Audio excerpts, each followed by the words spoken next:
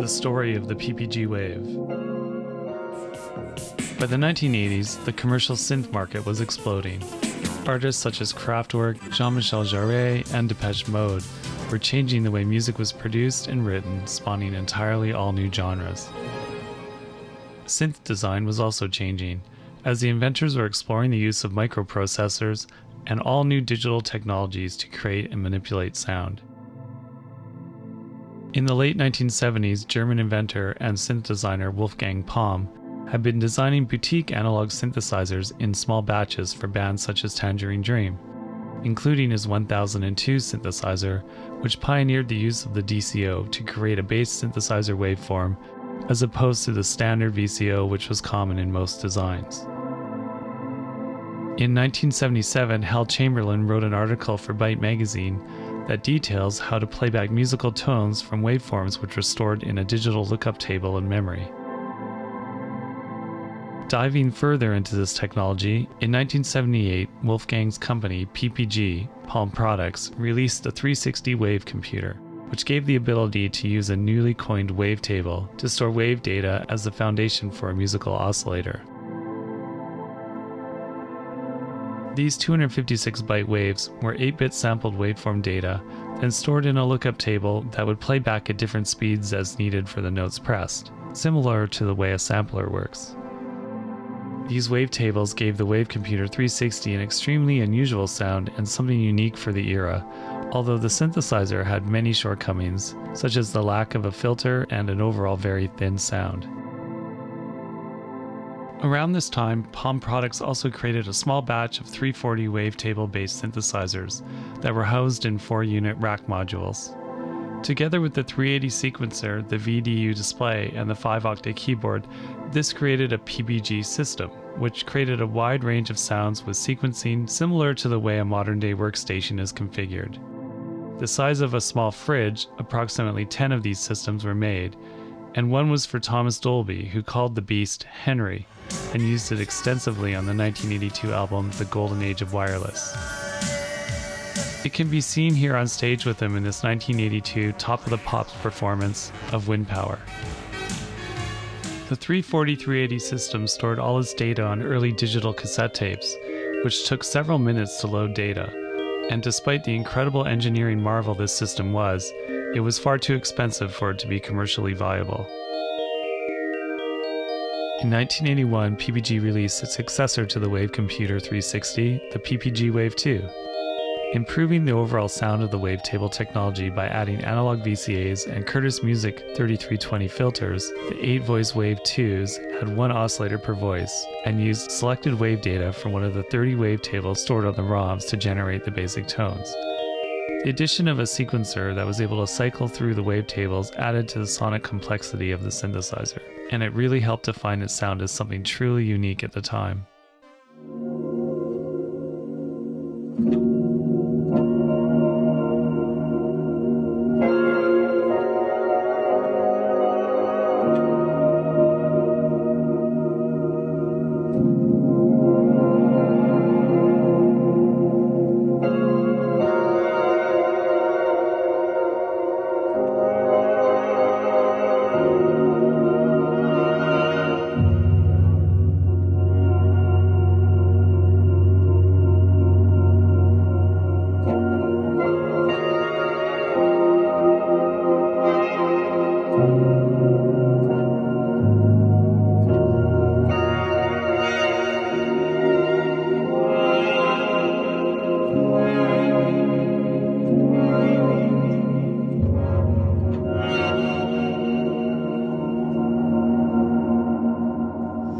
By 1982, the PPG Wave had become relatively well known, and the company was forging its own identity in the relatively crowded synthesizer market.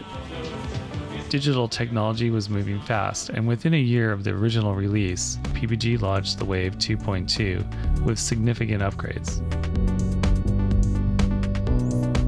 Now, with 2 oscillators per voice, wavetables could be combined to make even richer sounds, and with 30 wavetables containing 60 wave variations each, there was plenty of variety to choose from.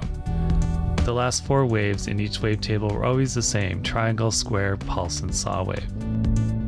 A bassist knob next to the volume adjustment was also added to give panning to the voices and a rich stereo image if desired. PPG also switched over to the SSM 2044 filter at this time, which is highly regarded as one of the warmest of that generation, with a gorgeous resonance.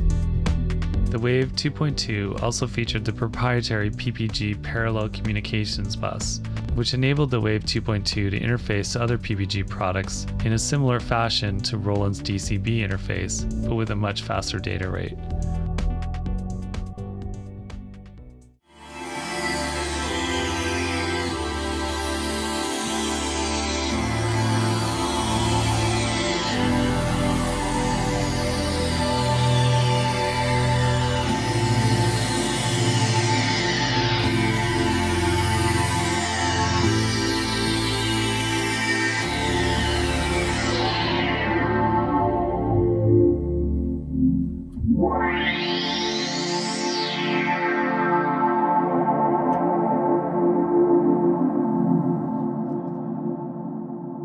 With the 2.2, PPG also released a computer and monitor companion, the Waveterm A, which let the user sample and modify wavetables for playback when connected to the Wave 2.2 via the communications bus.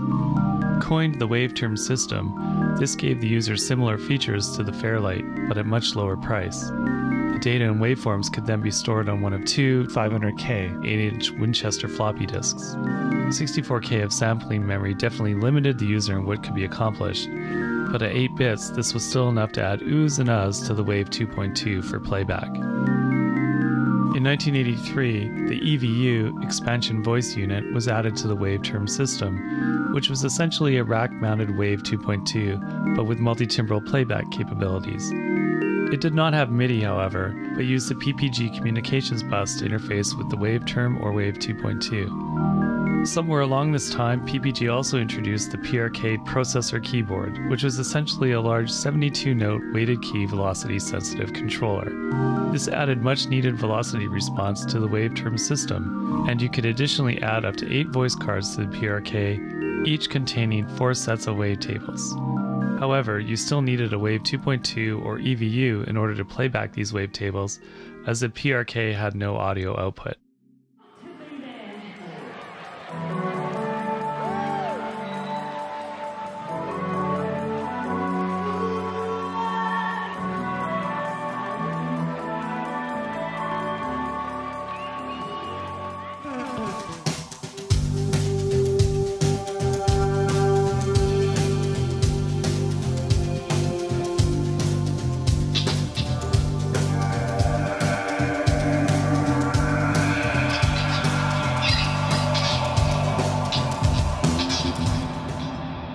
The success of the Wave 2.2 and Waveterm system ushered in more development, and by mid-1984, the new PPG Wave 2.3 was released with some small improvements. Although some later Wave 2.2s were shipped with MIDI, it was now factory standard on the Wave 2.3. The Wave 2.3 was now also multi-timbral and had the ability to play back multiple patches on differing MIDI channels. Shortly afterwards, the release of the all-new, entirely PPG-designed Waveterm B, with added memory and processing power, enabled sampling at 16 bits with playback on the Wave 2.3 at 12 bits, so the resolution and fidelity was much improved. More memory gave the Waveterm B much more power to sample and manipulate wavetable data, and storage and data retrieval was improved with the addition of new dual 5¼ floppy drives. The 3 versions of the PPG Wave can be found on countless albums of the 80s. From 1982 all through this period, it was used mostly by keyboard-laden pop acts to add further depth and variety to their sound. The crisp sound of the digital waveforms was very much the in sound at this time. I'm a huge fan of the 80s PPG sound. Depeche Mode used the PPG extensively on their 1982 through 1986 studio albums, and it can be heard notably on the song See You from 1982's A Broken Frame. The simple and haunting sound of the PPG really became a big part of the band's sound through this period. Another favorite band of mine, Rush, notably used the PPG Wave on their 1982 Grace Under Pressure album, and Getty can be seen playing the PPG Wave in the band's video for Distant Early Warning. PPG is used heavily on this album, and it gave it a very digital and thin feel, which was noticed by many fans as a marked change in musical direction.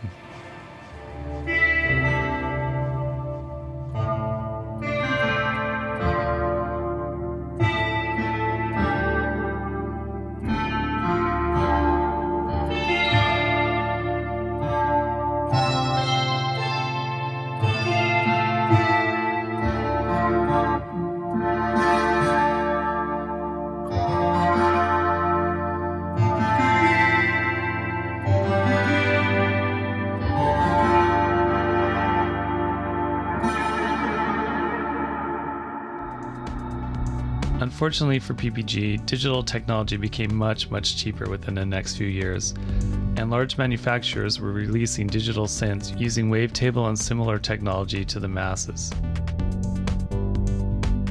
Yamaha's DX7 line, Korg's DW8000, and Roland's D50 were all strong sellers, and even Sequential had its Prophet VS. As well, the rise of pure sampling technology at a much lower price point, such as with Sonic's Mirage, gave users access to the sounds similar to the PPG Wave at a much cheaper price. This caught up to PPG, and by 1987, the company sadly closed its doors.